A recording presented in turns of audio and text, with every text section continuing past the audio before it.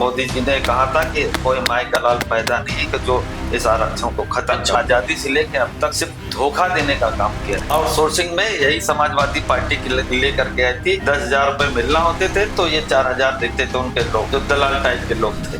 नमस्कार। ना कोई राजनीतिक पृष्ठभूमि, ना कोई पॉलिटिकल गॉडफादर। जी हाँ, एक ऐसे व्यक्ति जिन्होंने ये प्रूफ किया कि आप किसी भी समाज से आते हो, किसी भी सोसाइटी से आते हो, अगर आपके अंदर सेवा भाव है और अगर आप सच्चे दिल से राजनीति करना चाहते हैं तो आपका समाज, आपका परिवेश वहां मैटर नहीं करता है। आज उन्होंने वो मकाम हासिल किया है अपनी मेहनत और अपनी सच्चाई के दम पर। एक ऐसे ही व्यक्ति आज हमारे साथ हमारे स्टूडियो में मौजूद हैं, रामचंद्र कनौजिया जी, जो वर्तमान समय में भारतीय जनता पार्टी के अनुसूचित मोर्चा के प्रदेश अध्यक्ष हैं। रामचंद्र जी, बहुत बहुत स्वागत है आपका हमारे स्टूडियो और हमारे इस शो में, पॉडकास्ट विद संजीव में। एक ऐसे व्यक्ति, जैसे मैंने आपको बताया, जो दलित समाज से आते हैं, एक शोषित समाज से आते हैं, और उन्होंने तब राजनीति शुरू की जब शायद देश के अंदर दलितों की स्थिति हाशिए पर थी। आइए उनसे जानते हैं कि उन्होंने अपने राजनीतिक सफर की शुरुआत कैसे की, उनकी प्रारंभिक शिक्षा कहां से हुई और वो आज इस मुकाम पर पहुंचे हैं तो उनका राजनीतिक उद्देश्य क्या है। रामचंद्र जी, बताएं हमें प्लीज शुरुआत से। राजनीतिक जीवन हमारा उस समय शुरू हुआ जब अपने समाज के बीच में कभी जाया करते थे और जो उनका आहार व्यवहार था, उनका जो शिक्षा का स्तर था, उसको देख करके एक अंदर से आत्मा दुखी होती थी। क्योंकि मैं भी एक गरीब परिदृश्य से और तमाम यातनाएं और तमाम तरीके से जो है इस सब को झेलते हुए, लेकिन अंदर एक टीस थी, पीड़ा थी कि हमको समाज के बीच में काम करना चाहिए। चूंकि भारतीय जनता पार्टी में मेरा शुरू से लगाव रहा। 80 में पार्टी का गठन हुआ, जन्म हुआ। 86 में मैंने इसकी शुरुआत करी और 86 के बाद मैंने धीरे धीरे, एक पंडित हरिप्रसाद मिश्र जी हमारे गुरु थे, वो हमको, जब मैंने उनसे अपनी इच्छा व्यक्त की तो मुझे पार्टी में लेकर के आए और फिर हमने चुनाव लड़ा भारतीय जनता पार्टी का 89 में जी। मैं वार्ड अध्यक्ष बना। वहां से मेरा सफर शुरू होता है और मैं विभिन्न पदों पर रहा। वार्ड अध्यक्ष से शुरुआत करी, फिर मंडल में रहा, फिर नगर में रहा, 2 बार मैं युवा मोर्चा में रहा। युवा मोर्चा से फिर मैं अनुसूचित मोर्चा में आ गया। मुझे लगा कि अनुसूचित मोर्चा में मेरी ज्यादा आवश्यकता है, तो 1912-13 में मैं प्रदेश का महामंत्री नियुक्त हुआ। वहां से मुझे राजनीति की थोड़ी सी सूझबूझ आने लगी कि मुझे समझ में आया कि हमें कैसे काम करना चाहिए समाज के बीच में और दल के लिए कैसे काम करना चाहिए। जो भारतीय जनता पार्टी की विचारधारा, इससे मैं बहुत प्रभावित हुआ, क्योंकि इसके अंदर 3 चीजों पर भारतीय जनता पार्टी काम करती है कि nation is first, party is next, self is last. तो ये चीज मुझे बहुत अच्छी लगी। देश सर्वोपरि है। ये सब तो ठीक है, देश सर्वोपरि है। आपका राजनीति में आने का उद्देश्य, जैसे हर एक व्यक्ति का मोटिव होता है कि मुझे एक सरकारी अफसर बनना है, मुझे बिजनेसमैन बनना है। आपने राजनीतिक क्षेत्र को ही क्यों चुना? आप राजनीति में क्यों आए? क्योंकि आप लंबे समय से हैं, 1980 से आप कह रहे हैं आप प्रभावित हैं। मेरा राजनीति में उद्देश्य कोई नहीं था। उद्देश्य ये था कि देश की सेवा करें और देश के साथ साथ में दल की सेवा करें और दल के साथ में समाज की सेवा करें। जो कुरीतियां हमारे समाज के अंदर व्याप्त थी अनुसूचित जाति के अंदर, उसको देख करके मैं बड़ा दुखी था। और आज भी थोड़ा सा मैंने एक लंबे समय से, मैं अभी 4 अगस्त 2021 में मैं प्रदेश का अध्यक्ष बना, मुझे 4 साल हो गया। तो जो चीजें, जो संस्कार शिक्षा के बाद भी लोगों के अंदर, मैं देखता हूं कि हमारे समाज के अंदर संस्कारों की कमी पाई जाती है, तो उसको लेकर के मैं बड़ा दुखी होता था। तो मैंने एक अभियान चलाया, जैसे होते एक प्रशिक्षण कि समाज में हमें अन्य लोगों के साथ में कैसे रहना है, हमको कैसे एक दूसरे से व्यवहार बना करके, क्योंकि जितनी भी जातियां भारत के अंदर निवास करती हैं वो कहीं जाने वाली नहीं, वो इसी देश में रहेंगे। तो हम एक ऐसा वातावरण, स्वस्थ वातावरण तैयार करें जिससे हम सब लोग भाईचारे के साथ, मेल व्यवहार के साथ, एक दूसरे के पूरक बनते हुए हम देश के लिए और समाज के लिए काम करें। ऐसा वातावरण निर्माण करने की मेरी इच्छा थी।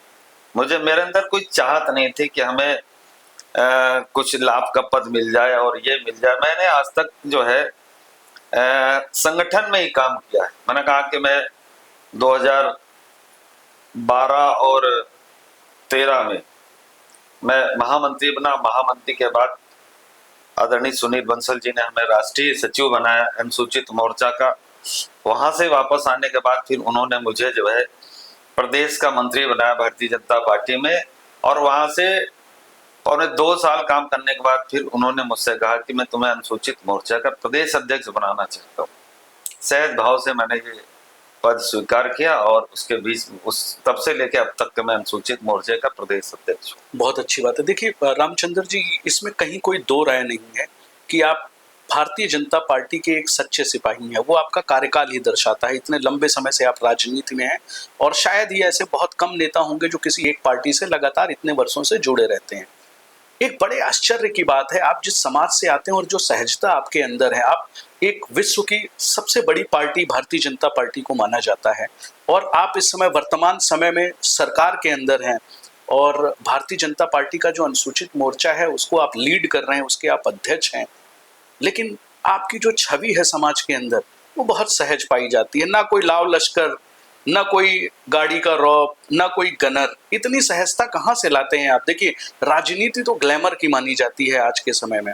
आप इतने बड़े फ्रंटल के प्रदेश अध्यक्ष हैं, आपका ओहदा इतना बड़ा है, आपका कद इतना बड़ा है, लेकिन ये जो सहजता आपके अंदर इतनी आपने छुपा रखी है उसको कैसे मैनेज करते हैं? तो मुझे शुरू से एक चीज रही है कि जिस कम्युनिटी से हम बिलोंग करते हैं जी, जिस समाज से हम आते हैं जी अध्यक्ष जी, वहां तो पूरा जीवन अभाव में ही बीता। जी तो प्रभाव का मतलब ही मैं नहीं जानता हूँ सही कि बात। प्रभाव होता क्या है। तो व्यक्ति प्रभाव से या गाड़ी से या गनर लेकर के चलने से कोई बड़ा नहीं बनता। आप देखिए आजकल नए नए नेता आते हैं, युवा मोर्चा में आते हैं और 3-4 फॉर्च्यूनर, गनर, और आप प्रदेश के इतने बड़े पद पर हैं, आप प्रदेश के मतलब अनुसूचित मोर्चा को लीड कर रहे हैं, पूरा प्रदेश आपके साथ है और आप इतने सहज भाव से उसको कर पाते हैं। ये विचारधारा है।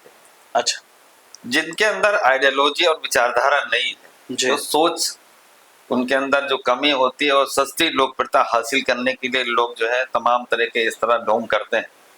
लेकिन मुझे लगता है कि अगर आपके अंदर कोई विचारधारा है और थोड़ा सा ज्ञान रखते हैं कि समाज को मैं किस दिशा की ओर ले चलना।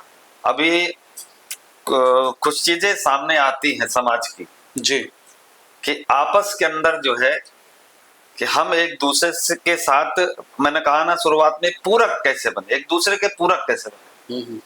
ना कि आज राजनीति इस स्तर पर पहुंच गई है कि एक दूसरे को लड़ा करके और इससे उसको उससे, ये सवर्ण जाति का, ये एससी जाति का, ये पिछड़ी जाति का, ये फला है। तो ये सब कुछ नहीं। हमने बताया कि इस देश में सभी को एक साथ रहना है और राष्ट्र की मुख्य धारा के साथ हमें चलना चाहिए। जो मुख्य धारा को छोड़ देता है, मुझे लगता है ना देश के लिए ठीक रहेगा और ना उसके लिए ठीक रहेगा। तो एक सहज भाव, सरल भाव के साथ में हमें निरंतर अपने देश के लिए काम करना चाहिए। देश अगर सुरक्षित हाथों में और देश अगर आगे बढ़ रहा है, तो मुझे लगता है कि जिस उद्देश्य के लिए मेरा जन्म हुआ है कि आने वाली जो पीढ़ी है जी, वो मुझे दोषी न ठहराए और न कह सके कि हमारे पुरखे, हमारे पूर्वज या मेरे पिताजी या मेरे दादाजी इस देश के लिए क्या कर गए। तो एक छाप छोड़ जाए कि जो हमारा परिवार है, हमारा समाज है, वो गर्व से कह सके कि हमारे इस समाज के इस नेता ने एक अच्छे अच्छे काम किए थे, अच्छी विचारधारा के लिए काम करता। इस उद्देश्य से हम राजनीति में आए और मैं कभी भी महत्वाकांक्षी व्यक्ति को होना चाहिए, लेकिन जहां पर अति महत्वाकांक्षा आती है वहां पर मुझे लगता है कि कुछ ठीक नहीं। महत्वाकांक्षी होनी चाहिए व्यक्ति के अंदर, लेकिन इतनी नहीं कि वो उसको प्राप्त करने के लिए किसी हद तक किसी गलत रास्ते का। चलिए, बहुत अच्छी सोच है। मुझे लगता है कि आप जैसे राजनेता शायद ही इक्के दुक्के कहीं मिलेंगे। अपवाद के रूप में आप इस समय स्थापित हैं, इतने सहज भाव से जो आप राजनीति कर रहे हैं। फिलहाल आप संगठन में बड़े लंबे समय से कार्य कर रहे हैं। और संगठन हमेशा किसी भी पार्टी का संगठन हो उसको बैकबोन माना जाता है, क्योंकि जो पार्टियां फ्रंटल पे, जो नेता फ्रंटल पे रहते हैं, शायद उनको जो दिशा निर्देश या जो उनकी रूपरेखा होती है वो संगठन तय करता है। किसी भी पार्टी का संगठन कितना मजबूत है उस वही जो है उस पार्टी का भविष्य तय करता है। आपकी कभी इच्छा नहीं हुई कि आप किसी चुनाव क्षेत्र में आए, कहीं किसी क्षेत्र से आप चुनाव लड़े, फ्रंट पे आए, क्योंकि संगठन में बहुत लंबे समय से आप काम कर रहे हैं, तो इस पे कभी आपने नहीं सोचा कि मुझे भी चलिए चुनाव लड़ना चाहिए, मुझे भी सांसदी का चुनाव, लोकसभा विधानसभा का चुनाव मुझे लड़ना चाहिए, क्योंकि संगठन, हर आदमी की महत्वाकांक्षाएं हैं, हर आदमी चाहता है कि हम लड़ें उस पे। आपकी क्या राय है? मेरी राय, मैंने आपसे कहा कि महत्वाकांक्षा है, लेकिन इतनी नहीं है कि हम बहुत ज्यादा आकर के उतावले हो जाए, नहीं हम संगठन के मुझको बनाइए ही, ऐसा करिए, तो ये थोड़ा सा, मतलब आप संगठन में कार्य करना चाहते हैं कि हाँ संगठन में तो हम काम कर ही रहे हैं जी, और सत्ता जो है, जब सत्ता हाथ में होती है, हमारे पास होती है, तो किसी की सेवा हम कर सकते हैं। राजनीति अनुसूचित समाज हो या पूरा देश हो या जितने भी समाज, जी, प्रत्येक व्यक्ति को राजनीति में दखल रखना चाहिए, क्योंकि विकास के रास्ते राजनीति से जाते हैं। अब आपके मोहल्ले की मुझे सड़क बनवानी है जी, तो रामचंद्र कनौजिया अपनी खेती बेच के तो नहीं करा सकता है। सही बात है। राजनीति करते करके या विधायक बन के या सांसद बन के जी, हम आपकी सड़क और बिजली, तमाम समाज की जो समस्या उनको दूर किया जा सकता है। मतलब राजनीति इस नाते जो है जी, सांसद भी बनने की इच्छा है, विधायक भी बनने की इच्छा है, तमाम वो पद जो समाज को हम उसके द्वारा उनकी सेवा कर सकते हैं, वो तो महत्वाकांक्षा व्यक्ति के अंदर रहना। चलिए, मतलब ये है कि आने वाले समय में हम आपको किसी चुनावी क्षेत्र से भी देख सकते हैं, संभव है? बिल्कुल संभव नहीं, 100% की गारंटी है। चलिए, बहुत अच्छी बात है। आइए कुछ वर्तमान राजनीति पे बात करते हैं। आप अनुसूचित मोर्चा के प्रदेश अध्यक्ष हैं, दलित आपको अपना फेस मानते हैं।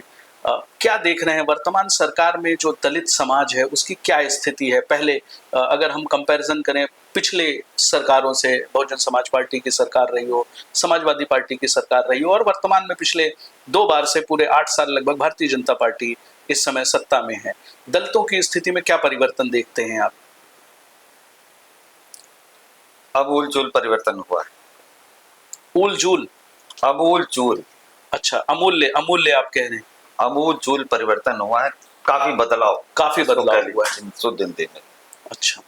और हमारे देश के प्रधानमंत्री जी आदरणीय नरेंद्र मोदी जी ने जी पहले ही कहा ये सरकार समर्पित है गरीबों के लिए। जी तो कुछ इस प्रकार की योजनाएं बनी जी और हमारे परम पूज्य योगी आदित्यनाथ जी जो उत्तर प्रदेश के मुख्यमंत्री, जी दोनों हमारे नेताओं का जो समन्वय है कि गरीबों का इस देश के अंदर कल्याण कैसे जी उस तरीके की योजना बना करके, चाहे उनको आवास देने की बात हो या उनको उनका जीवन स्तर कैसे हो, तो उनको हमने अनाज वितरण तक के दिया, गैस कनेक्शन दिया, वगैरह वगैरह तमाम ऐसी योजनाएं हैं जिससे व्यक्ति का जीवन स्तर, अब जैसे सपोज कर लीजिए मैंने पूरा जीवन एक इच्छा होती है कि एक आवास हो जाए गरीब आदमी का। जी हमने काफी मेहनत की, मेहनत करने के बाद जो पैसा इकट्ठा किया हमने सारा मकान में लगा दिया। जी खुदा न खास्ता अगर कोई आदमी उसी में बीमार हो जाए, जो पैसा बचा उसकी बीमारी में चला गया, तो वही ढाक के 3 पात इकट्ठा उसका सब चला गया, वहीं पे जहां पर था वहीं पे फिर चला, वापस वहीं पहुंच गया। लेकिन हमारे देश के प्रधानमंत्री जी ने कहा नहीं, जो आप कमा रहे हैं उसको सुरक्षित करिए, आवास हम आपको देंगे, 5 लाख आयुष्मान कार्ड हम आपको देंगे, गैस कनेक्शन हम आपको देंगे। इस तरीके से जब ऐसी योजनाएं बनी तो स्वाभाविक है व्यक्ति का जीवन स्तर उठ जाए। चलिए, अच्छी बात है। ये आप वर्तमान सरकार की बात कर रहे हैं, फिलहाल ये उपलब्धियां जो हैं उन्होंने जो शुरुआत की, चाहे वो राशन वितरण से हो, चाहे वो उज्ज्वला योजना हो, उसमें अच्छी बात। उस जो हमारे केंद्र की योजना है और उत्तर प्रदेश की सरकार ने, हमारे परम पूज्य योगी आदित्यनाथ जी ने मिला करके हमारे उत्तर प्रदेश की जनता को काफी राहत। अच्छा, एक मेरा बड़ा व्यक्तिगत प्रश्न है आपसे अध्यक्ष जी, जिस समय आपने राजनीति शुरू की, कहा जाता है उस समय जो बहुजनों के नेता हैं, जो आइडियोलॉजी थी वो मान्यवर काशीराम जी थे। उस समय उन्होंने गली गली तक बहुजनों के लिए बड़ा कार्य किया है। कैसे देखते हैं आप उनको, मान्यवर काशीराम जी के कार्य को? क्योंकि उस समय आप राजनीति में आपने प्रवेश किया होगा और कहा यह जाता है कि बहुजन के जो असली मार्गदर्शक हैं दलितों के, वो मान्यवर काशीराम जी हैं। उन्होंने जन जन तक लोगों को पहुंचाया कि आपके राइट्स क्या हैं, कॉन्स्टिट्यूशन चाहे संविधान के राइट्स हों, कैसे रहना है, कैसे दलित को आगे राजनीति में प्रवेश करना है। उस समय की कुछ आप बातें साझा करना चाहें आइडियोलॉजी को? देखिए, हमको जो समझ में आता है, बाबा साहब भीमराव अम्बेडकर जी, देश आजाद हुआ, जी, अंतिम सरकार बनी। जी, सरकार बनने के बाद जो दायित्व हमारे बाबा साहब अम्बेडकर जी को मिला, जी, ईमानदारी से उन्होंने काम किया, अपने उस अनुसूचित समाज के लिए काम किया, उस दर्द को सहा और उसको दूर करने का भरसक प्रयास किया।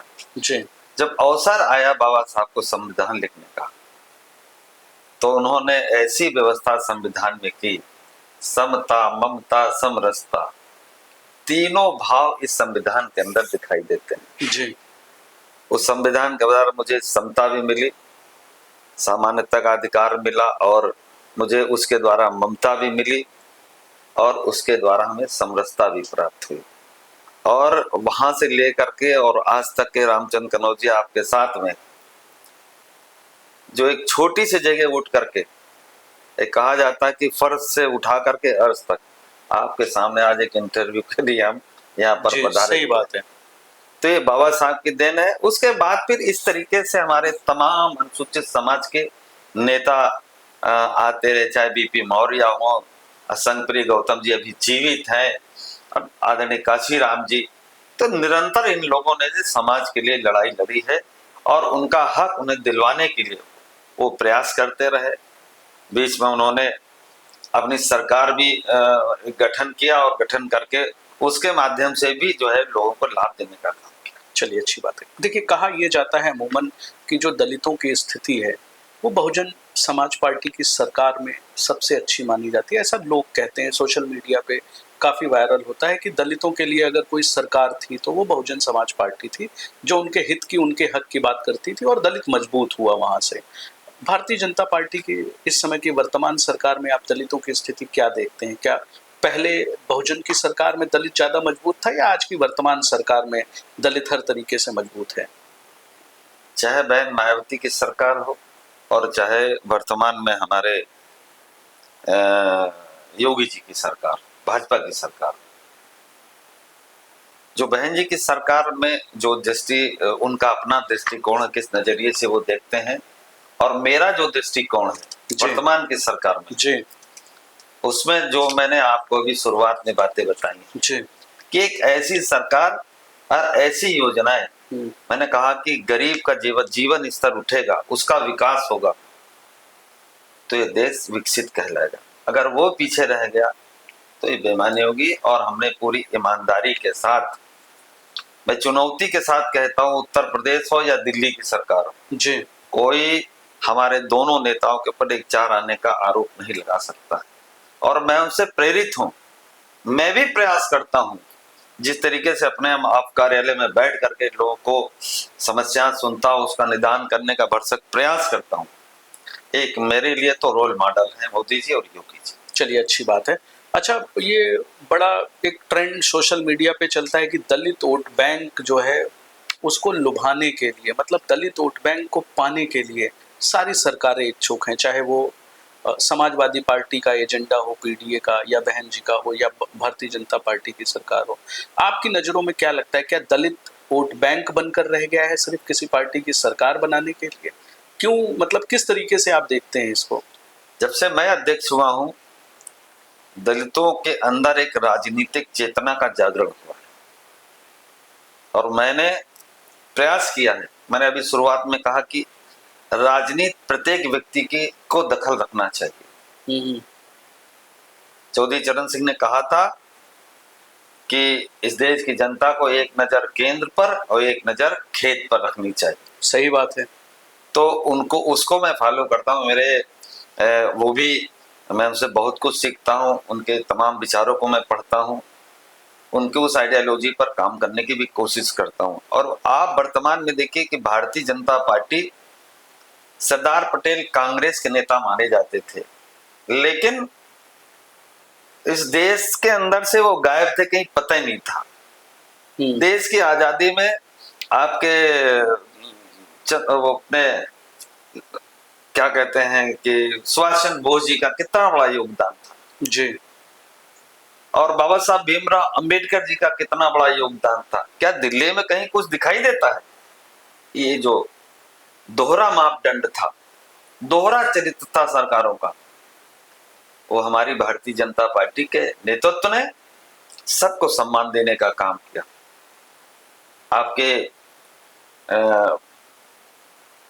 सुभाष चंद्र बोस जी की प्रतिमा आपने देखा कि वहां दिल्ली के अंदर स्थापित हुई है और सरदार पटेल की आदमकद प्रतिमा स्थापित हुई है। ऐसे तमाम लोगों के जो इस अनुसूचित समाज में इस देश के अंदर जिनका योगदान रहा है, मैं अनुसूचित मोर्चे का अध्यक्ष होने के नाते जितने भी मेरे कार्यक्रम है उसमें सब में मैंने प्रदर्शनी लगाई है कि ये अनुसूचित समाज के लोग हैं जिनका इस देश के अंदर बड़ा योगदान रहा है। ये भारतीय जनता पार्टी ने हमें प्रेरित किया और कहा, रामचंद्र जी ये है इतिहास तुम्हारा, दिखाओ अपनी जनता को, अपने लोगों को कितना बड़ा योगदान रहा। और आप पीडीए की बात करते हैं, कांग्रेस की बात करते हैं, इन्होंने तो आजादी से लेकर अब तक सिर्फ धोखा देने का काम किया है दलित समाज को। और ये जो पीडीए की बात करते हैं, इनके तो इतिहास में कि आउटसोर्सिंग कौन लेकर के आया। आज हमारे लोग जो है, हमने इसकी लड़ाई लड़ी, हमारे देश के अपने प्रदेश के मुख्यमंत्री आदरणीय योगी आदित्यनाथ जी ने इसको खत्म करके एक निगम बना दिया। आउटसोर्सिंग में यही समाजवादी पार्टी की लेकर के आई थी। 10,000 रुपए मिलना होते थे तो ये 4,000 देते थे उनके लोग, जो दलाल टाइप के लोग थे। तो ये खत्म किया हमने, लेकिन वो तो ये विषय लेकर के अपने हम योगी जी के पास गए। ये तो विपक्ष लगातार आप पे आरोप लगा रहा है कि जो ये संविदा वाली जो प्रथा है जो आप इस समय है, वो दलितों का ही आरक्षण खत्म कर रही है। बिकॉज जो संविदा की प्रथा है उसमें कोई जातिगत आरक्षण है नहीं।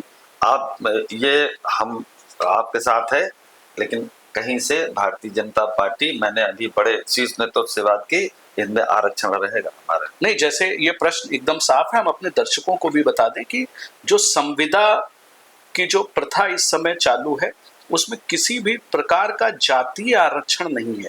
तो विपक्ष लगातार ये आरोप लगाता है कि ये दलित समाज को कमजोर करने की एक कड़ी है, क्योंकि वहां पे दलित समाज की जब भर्ती नहीं होगी तो दलित वापस से कमजोर हो जाएगा। ये हमारे अनुसूचित समाज को शुरू से कंफ्यूज करते आए हैं।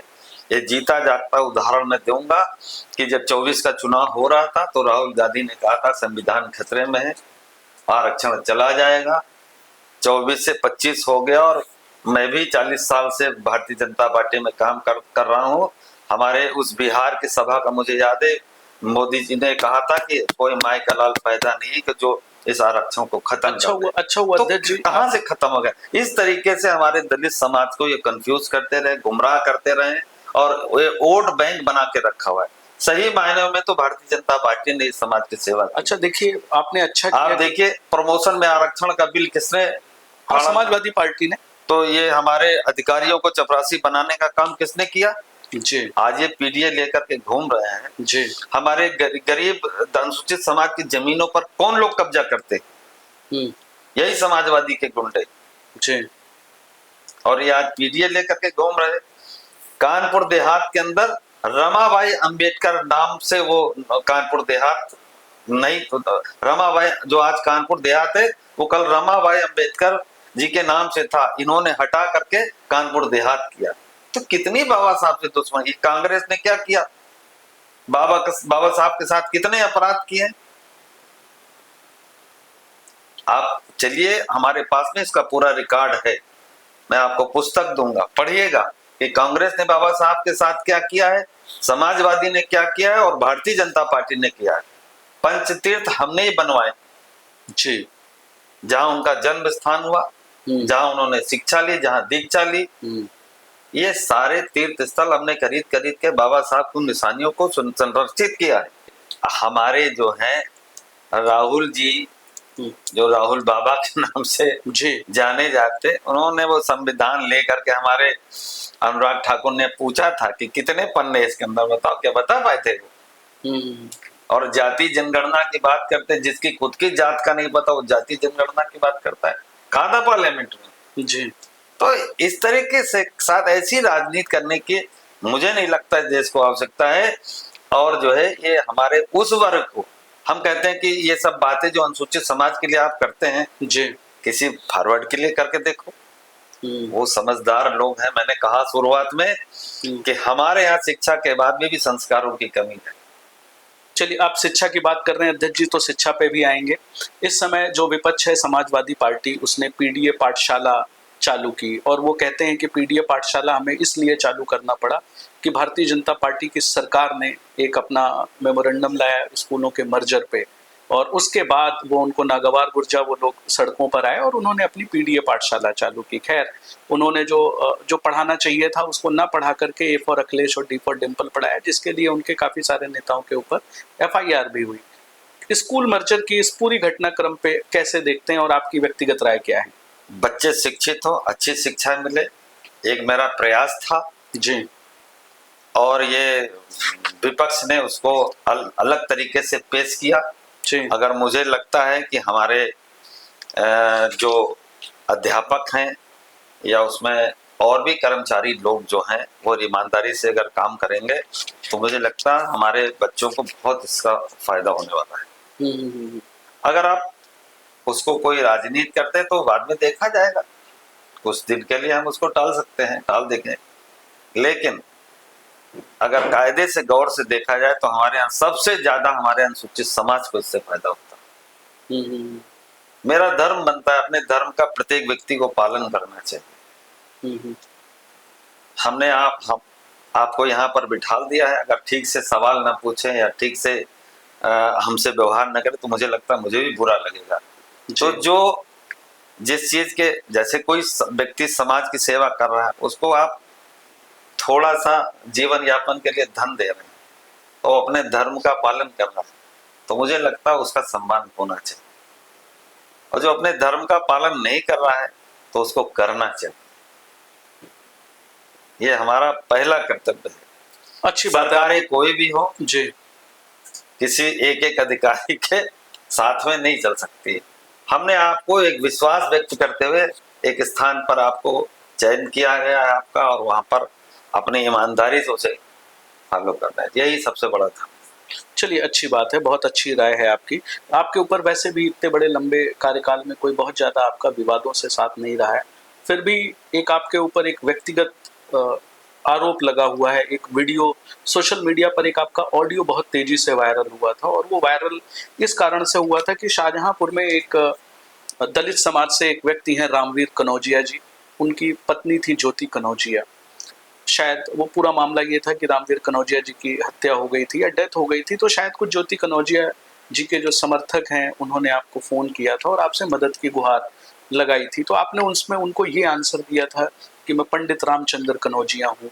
क्या था वो पूरा मामला? बड़ा विवाद हुआ, बड़ा सुर्खियों में रहे आप, क्या था पूरा घटनाक्रम, क्या था वो?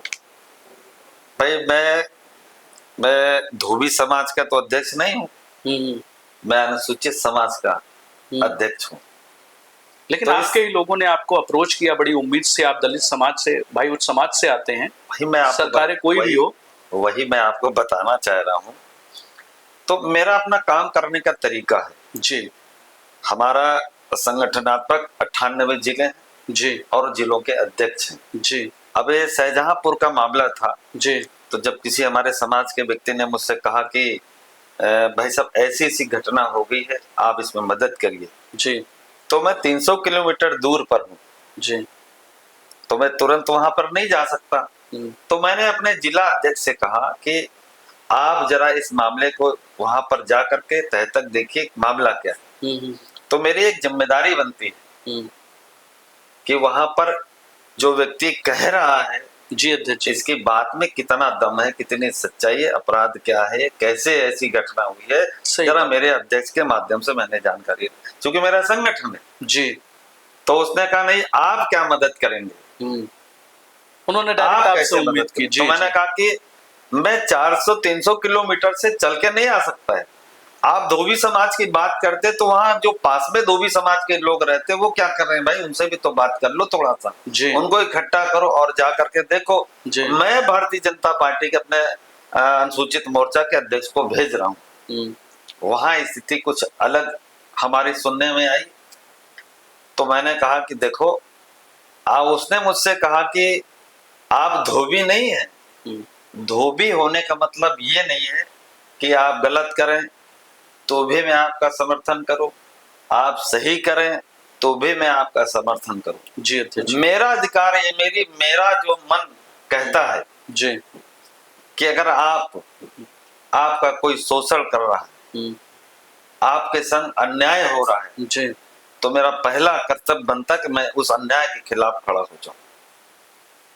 आप गलत काम करते हैं तो मुझे सोचने पर मजबूर होना पड़ता है, तो मैं अपने संगठन को उसमें लगा के यथा स्थिति क्या है, तब मैंने उससे कहा था कि देखो, तुम जिस तरह की बात कर रहे हो, मैं धोबी नहीं हूं और ये नहीं हूं। तो मैंने कहा था, मैं तुम धोबी नहीं की बात करते तो मैं पंडित रामचंद्र कनौजिया हूं।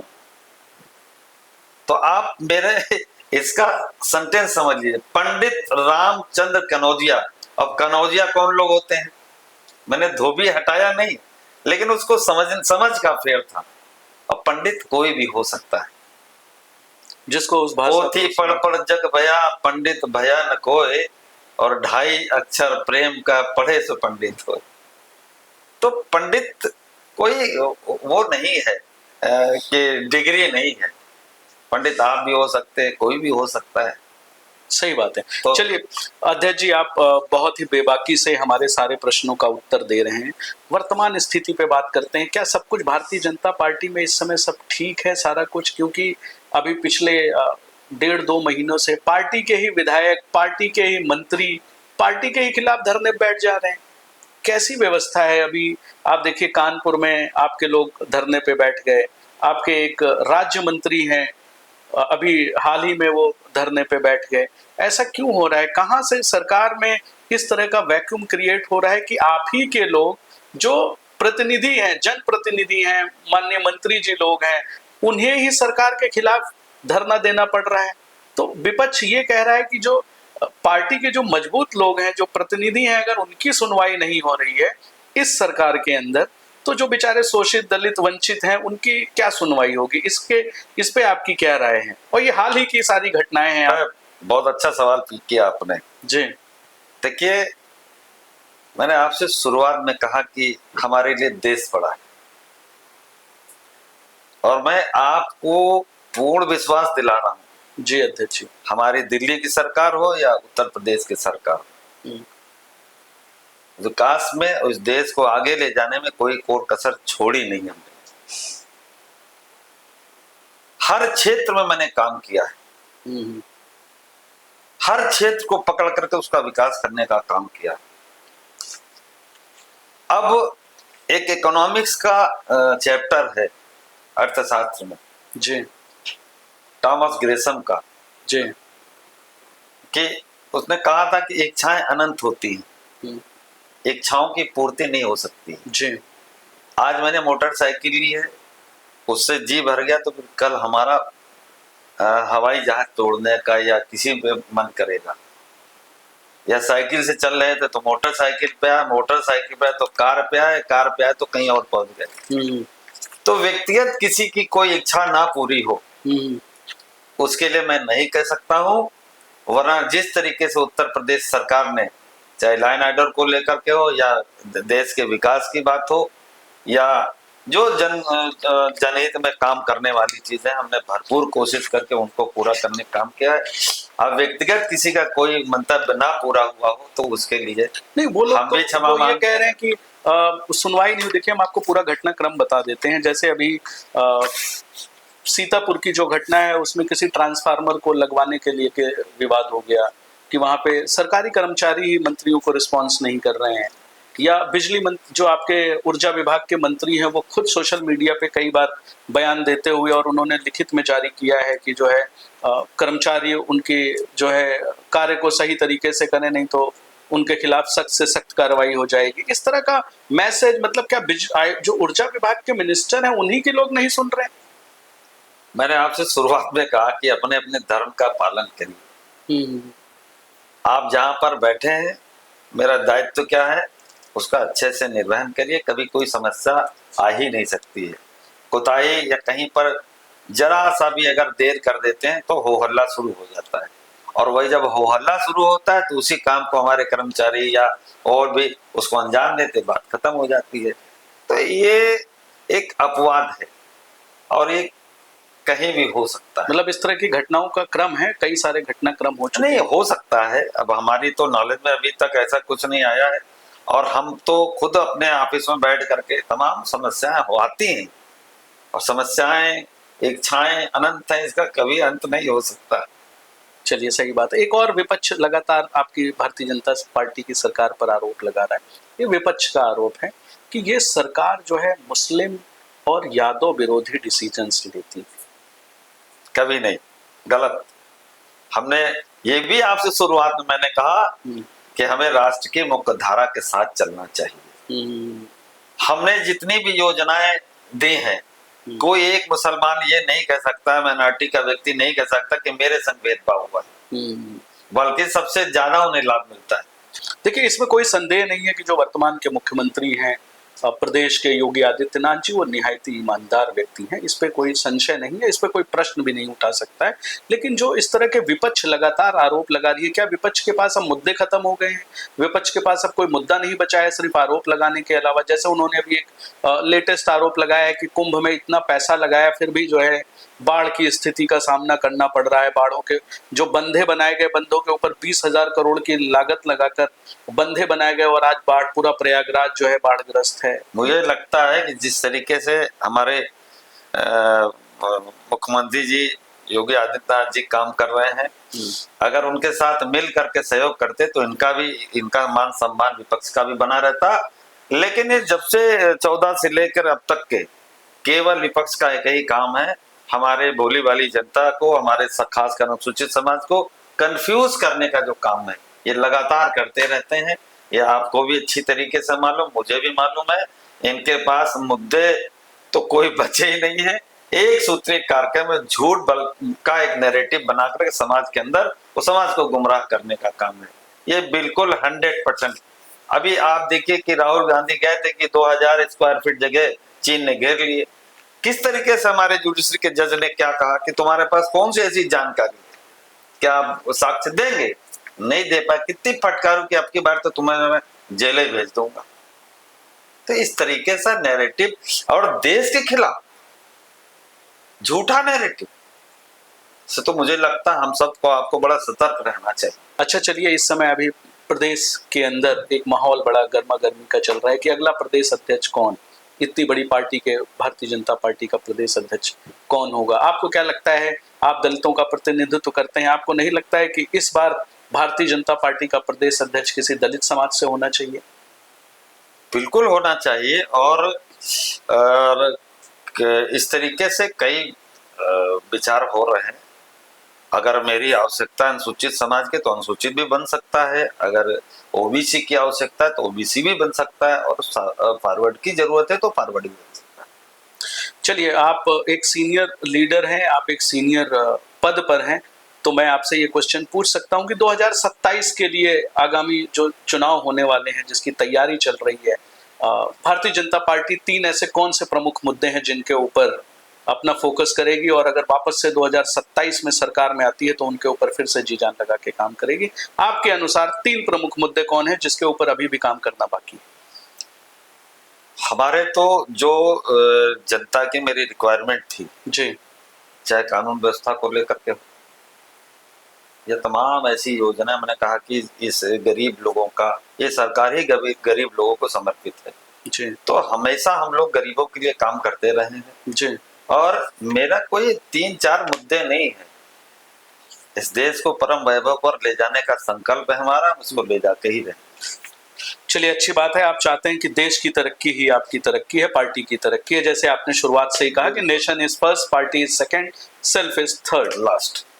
एक अंतिम प्रश्न आपसे पूछना चाहूंगा, योगी आदित्यनाथ को क्या प्रधानमंत्री के रूप में आप देखना चाहते हैं भविष्य की राजनीति में? क्योंकि उत्तर प्रदेश से आते हैं, उत्तर प्रदेश का हर युवा चाहता है कि लोकसभा की जो कुर्सी है वो उत्तर प्रदेश से होके जाती है, तो इस बार प्रतिनिधित्व उत्तर प्रदेश से हो, तो आप उसको कैसे देखते हैं? आदरणीय यशस्वी मुख्यमंत्री योगी आदित्यनाथ को आप प्रधानमंत्री देश का बनना चाहते हैं? ये संगठन का काम है और देश की जनता का काम है। जिसको चाहेंगे उसको बनाएंगे। देखिए हमारे 14 में अपने क्या कहते हैं कि मोदी जी को चुना उन्होंने, और पूरे दिल से चुना, और अभी तक के वो एक रिकॉर्ड जो है काम किया हमारे देश के प्रधानमंत्री जी ने। ये तीसरी बार देश के प्रधानमंत्री बने। जनता का प्यार है, जनता ही प्यार जब देती है तो सर माथे पर बिठाती है। अगर ऐसा है तो हमारे योगी भी जी अच्छे नेता हैं, कोई बुरी बात नहीं। उत्तर प्रदेश से आते हैं, एक ईमानदार नेता, हमारे बहुत अच्छे नेता है। मेरे लिए तो रोल मॉडल है, मैं उनसे बहुत कुछ सीखता हूँ, इतना प्रेरित होता हूँ, मैं इतना उनसे प्रभावित होता हूँ योगी जी से और मोदी जी से कि मैं आपसे इसकी कैसे प्रशंसा करूं, कोई शब्द नहीं मेरे पास। इतना ईमानदार मेरे, मैं तो कहूंगा उत्तर प्रदेश का ये सौभाग्य है, हजारों साल की मेरे पूर्वों की तपस्या है जो ऐसे दो नेता को मिले। बड़ा मैं सौभाग्यशाली हूं, और मैं तो हमारी आने वाली पीढ़ी गौरवान्वित होगी कि योगी जी और मोदी जी के साथ हमारे ताऊ चाचा ताऊ ने काम किया है। चलिए बहुत अच्छी और बात एक है, ऐसा नेता जिसको पूरी दुनिया मानती है। बहुत अच्छी बात है। आप तो ये थे आज हमारे साथ हमारे खास प्रोग्राम में आदरणीय रामचंद्र कनौजिया जी, जो इस समय वर्तमान समय में भारतीय जनता पार्टी के अनुसूचित मोर्चा के प्रदेश अध्यक्ष हैं। उन्होंने बड़ी बेबाकी से हमारे सभी प्रश्नों का उत्तर दिया, हमारे दर्शकों के सामने रखी। हमारे दर्शकों के लिए क्या मैसेज देना चाहेंगे?